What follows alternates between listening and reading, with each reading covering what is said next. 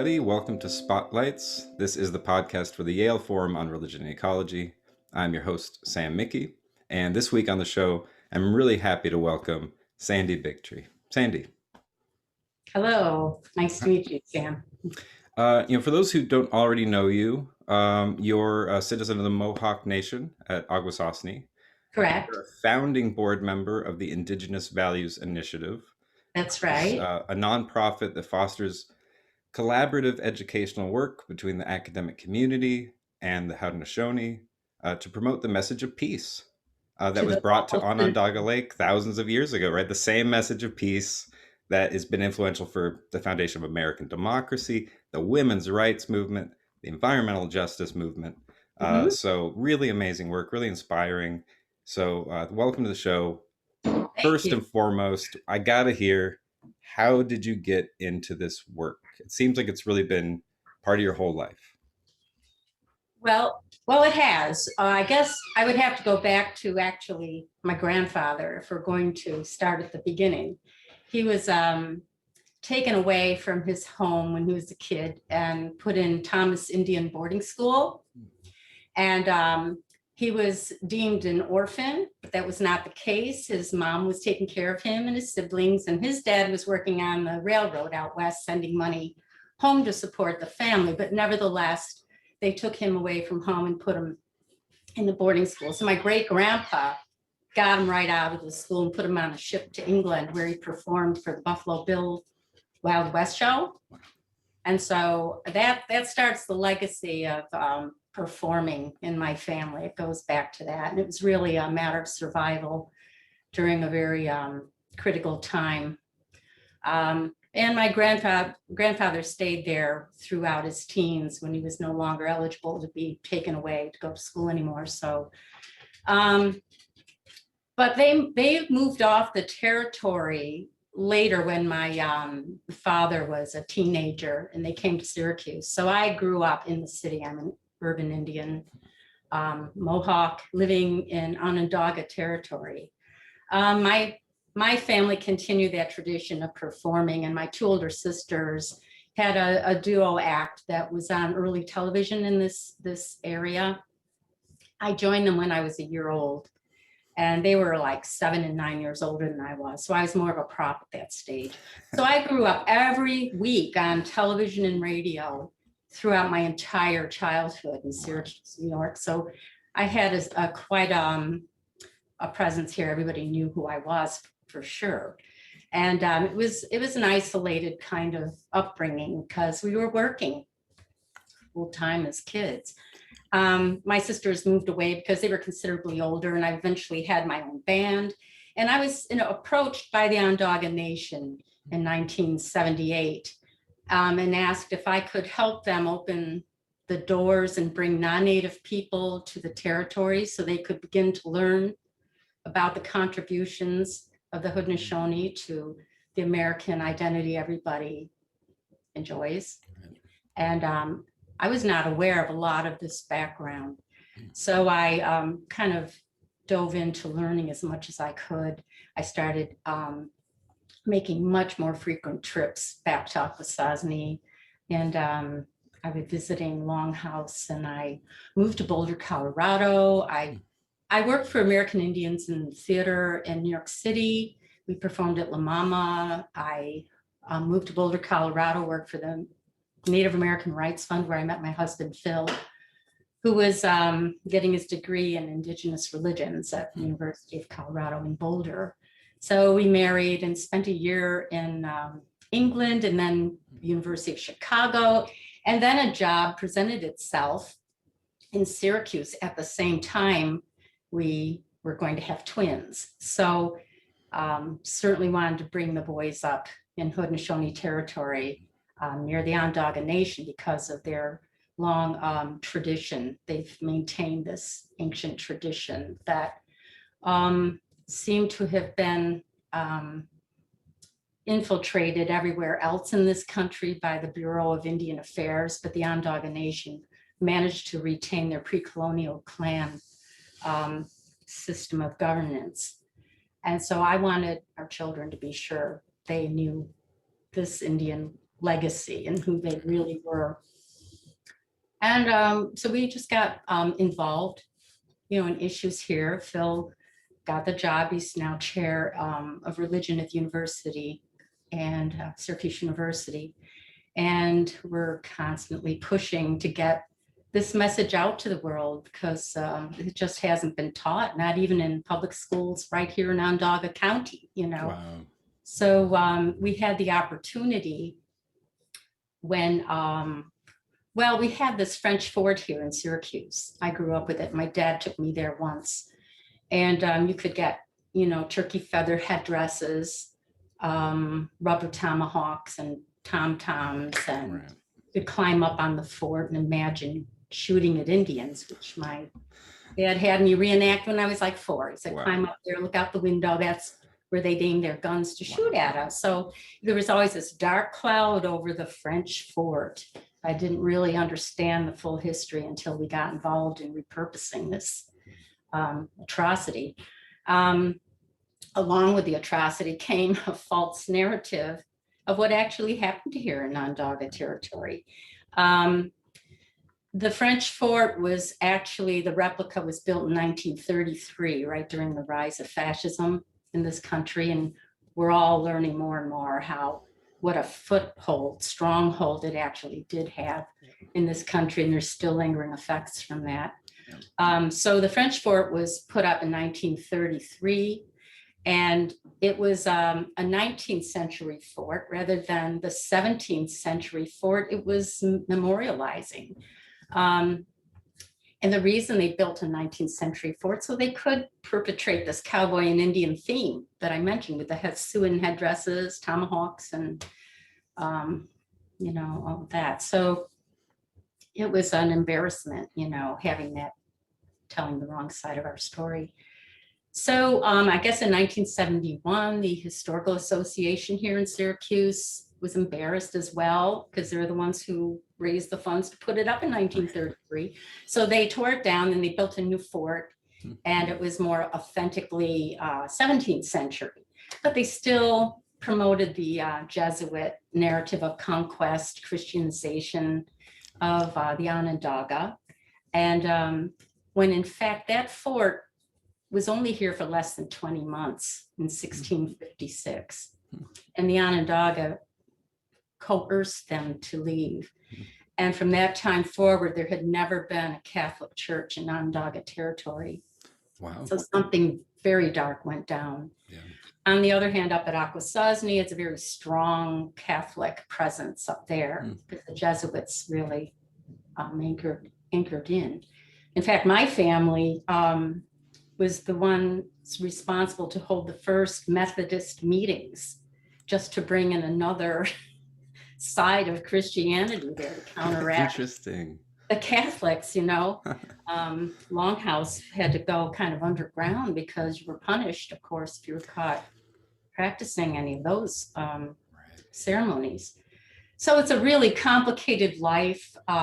Ironically enough, the person that approached our family up at Akwesasne to hold that first Methodist meeting was also a founder of Syracuse University.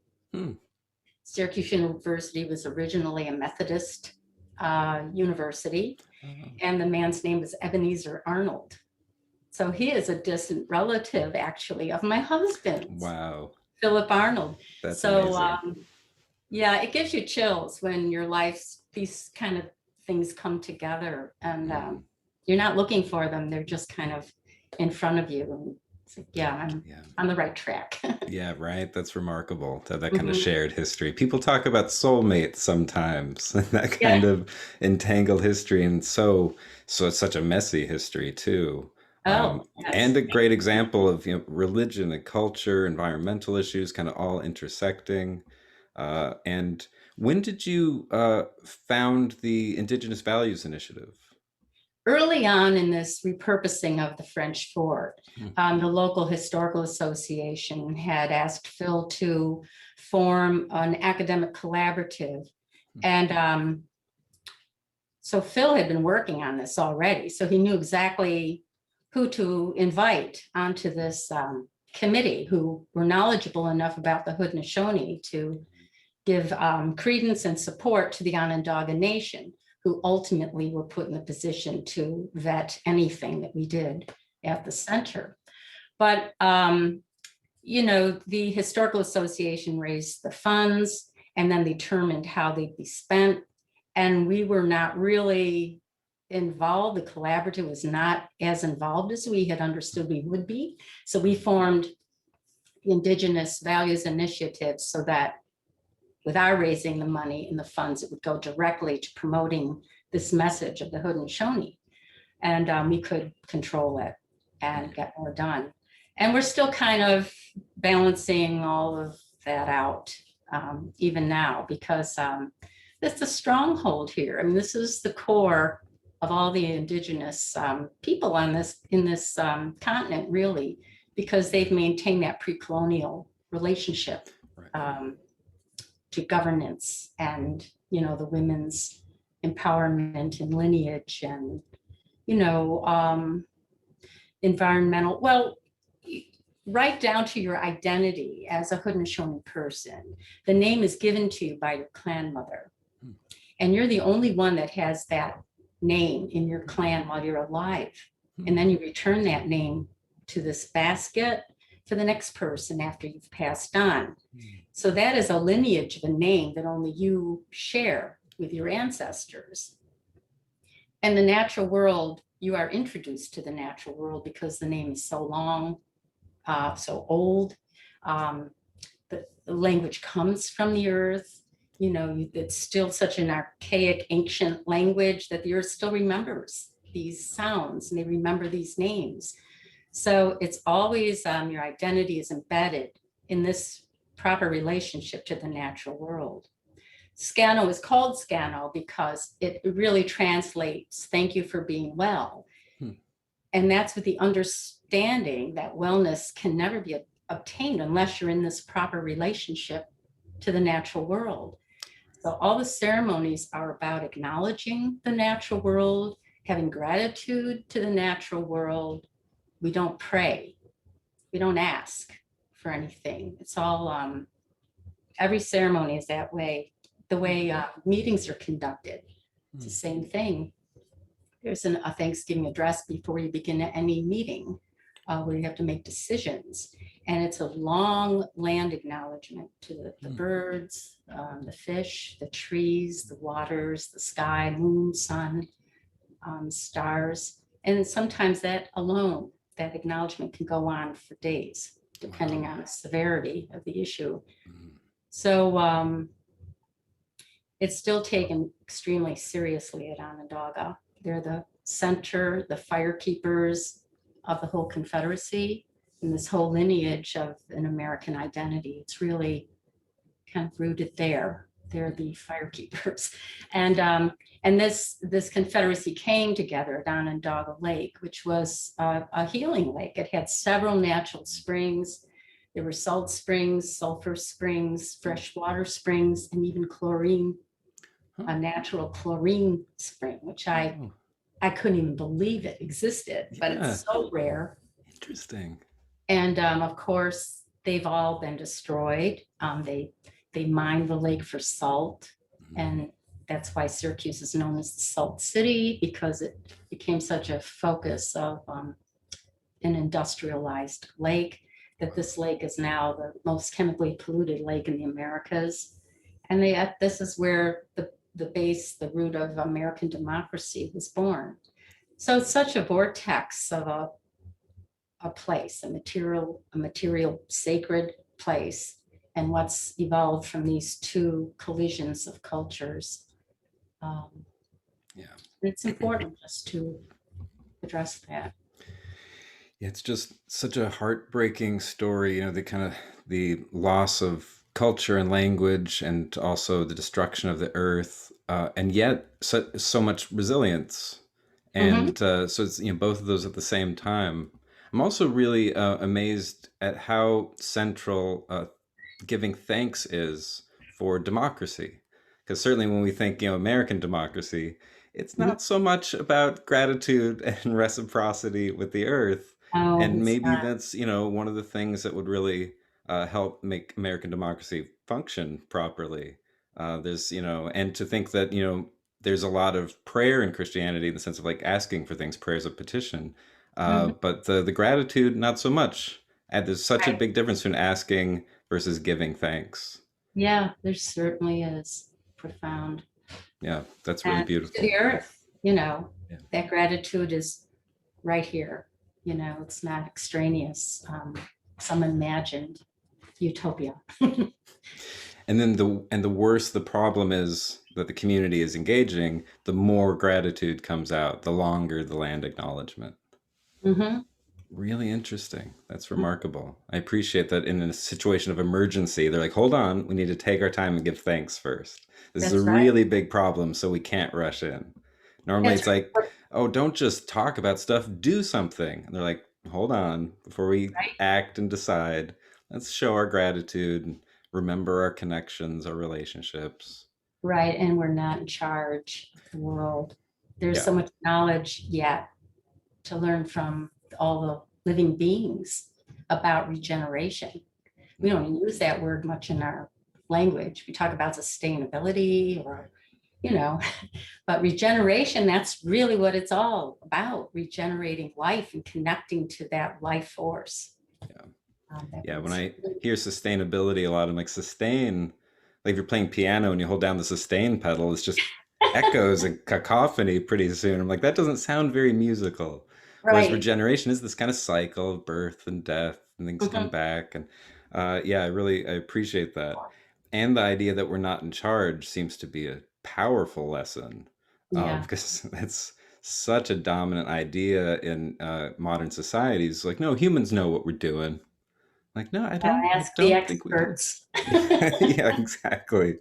Yeah, Which I'm not always. condemning, I mean, Yeah. people work hard to learn what they do, but there are also experts in the tree, there's experts in, the rabbits or the ants. I mean, there's knowledge or something to learn Yeah. from all these life forces that are creating this world we live in and share.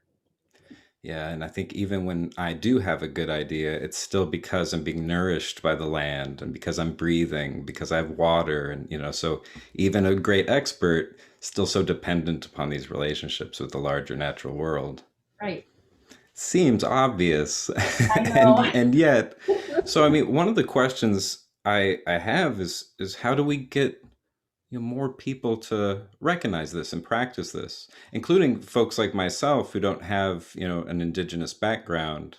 And You how do do if you go back far enough. That's a good point.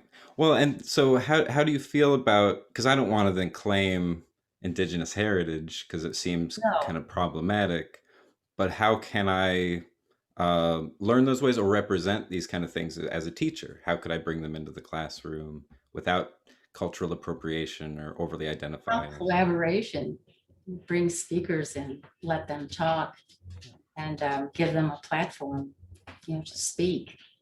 And then look at your own side, your government, see how it's impeding Native people, Indigenous people from being who they are.